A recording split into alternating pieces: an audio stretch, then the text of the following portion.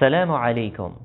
Doctor Zakir Naik صاحب سے ایک عورت نے سوال کیا کہ ہمارا معاشرہ بڑا دیندار ہے، لوگ صوم و صلات کے نمازوں کے پابند ہے، روزے بھی رکھتے ہیں، اور اس طرح ہر جمعرات شب جمعہ ہوتی ہے، لوگ شب جمعے کے لیے جاتے ہیں، اور چند دن پہلے یعنی اجتماع ہوا تھا، اس میں بھی بڑے لوگوں نے شرکت کی۔ مطلب ہے نا کہ ہمارا جو معاشرہ ہے وہ اسلامک ہے، لوگ دیندار ہے، لیکن وہاں پہ چند برائیاں ہوتی ہے، بدکاریاں ہوتی ہے، اور اس طرح بچے بازی کچھ اور اس طرح کے اس نے چند غلط جو برائیاں ہیں جو معاشرے کے اندر پھیلتی ہے، یہ انہوں نے ذکر کی کہ یہ کام بھی وہاں پہ ہوتے ہیں۔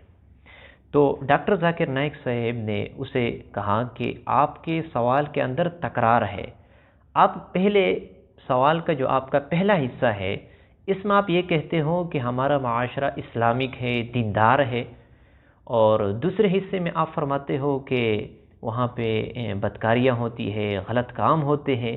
تو یہ ہو ہی نہیں سکتا، جو معاشرہ اسلامک ہو تو وہاں پہ یہ کام نہیں ہوتے، اگر اسلامک نہ ہو تو وہاں پہ یہ کام ہوتے ہیں۔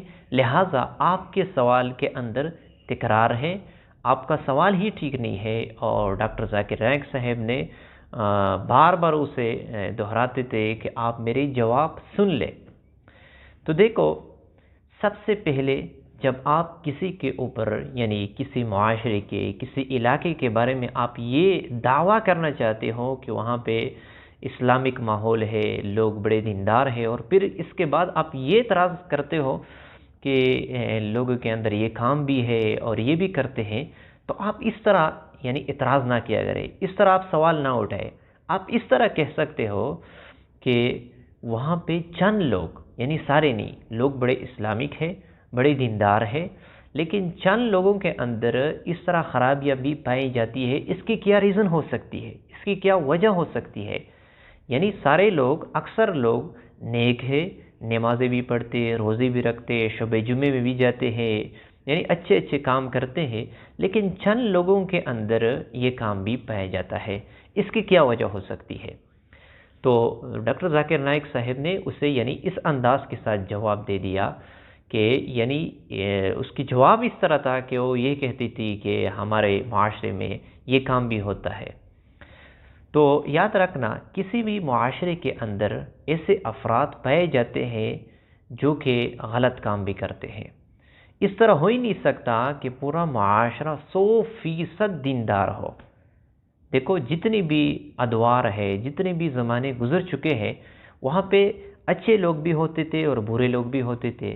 آپ کسی بھی دور کا، کسی بھی زمانے کا جب آپ تاریخ پڑھیں گے تو وہاں پہ علماء کرام بھی موجود تھے، صلحاء بھی تھے، مشائخ کرام بھی تھے، اور اس طرح بڑے اچھے اچھے لوگ موجود تھے۔ اس کے ساتھ برے لوگ بھی تھے، ڈاکو بھی تھے، فاسق بھی تھے، شرابی بھی تھے، زانی بھی تھے۔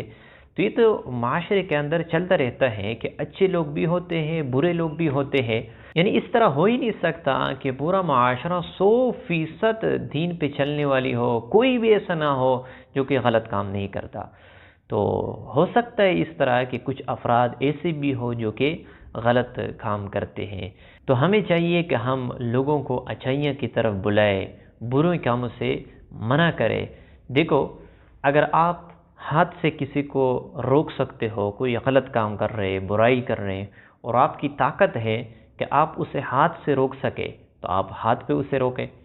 اگر آپ کی اندر اتنا طاقت نہیں ہے کہ آپ اسے ہاتھ سے منع کر رہے، ہاتھ سے روکے، تو آپ اسے زبان سے کہیں کہ بھائی یہ غلط ہے، اس طرح کام نہ کرے۔ اگر آپ زبان سے بھی نہیں کہہ سکتے تو دل میں یہ گمان کرے، دل میں یہ خیال کرے کہ یہ غلط کام کر رہے ہیں اور اس طرح نہیں ہونا چاہیے۔ تو 3 جو ہے نا سٹیپ ہے۔ سب سے پہلا، اگر آپ ہاتھ سے اسے روک سکتے ہو تو ہاتھ سے روکو۔ اگر آپ ہاتھ سے نہیں روک سکتے تو زبان سے اسے منع کرو۔ اگر آپ زبان سے منع نہیں کر سکتے تو آپ جو ہے نا دل میں یہ خیال کر لے کہ یہ کام جو کر رہا ہے یہ غلط کر رہا ہے۔ تو سب سے پہلا کام وہ یہ ہے کہ ہم ایک دوسروں کو دعوت دیا کرے، ہم ایک دوسروں کو منع کیا کرے کہ بھائی یہ کام صحیح ہے، یہ غلط ہے۔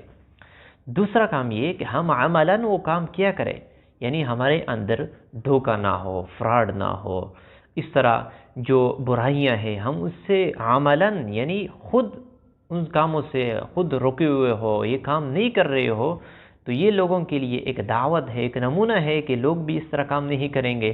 اگر ہم ان کاموں کے اندر مبتلا ہوں گے تو لوگ بھی تأثر لیں گے اور لوگ بھی یہ کام کرتے رہیں گے۔ تو خود یعنی شریعت کا پابند رہنا اور ان کاموں سے بچتے رہنا، تو یہ بھی معاشرے کے اندر اچھا مثبت پیغام پھیلاتا ہے کہ لوگ بھی اس طرح کام کرتے رہیں گے۔ اور تیسرا کام وہ یہ ہے کہ ہم دعا کیا کریں کہ جو بھی کسی برائی کے اندر مبتلا ہو، رات کے وقت اٹھے یا مسجد میں کسی بھی وقت اس کے لیے دعا کرے کہ یا اللہ فلاں آدمی اس گناہ کے اندر مبتلا ہے، یا اللہ اس کو توبہ کی توفیق عطا فرمائے، اور اے اللہ اسے اس گناہ سے بچنے کی توفیق عطا فرمائے۔ تو آپ اس کے لیے دعا کریے، اس کے ساتھ آپ خیر خواہی کرتے ہو، یہ اچھائیاں اس کے ساتھ آپ کرتے ہو۔ تو یہ تین کام جب ہوں گے تو انشاءاللہ معاشرہ اسلامک بنے گا اور ان برائیوں سے معاشرہ بچا رہے گا۔ تو مجھے امید ہے کہ آپ لوگوں کو یہ ویڈیو پسند آ چکی ہوگی۔ ملتے ہیں انشاءاللہ نیکسٹ ویڈیو میں، تب تک کے لیے اجازت چاہتا ہوں۔ السلام علیکم۔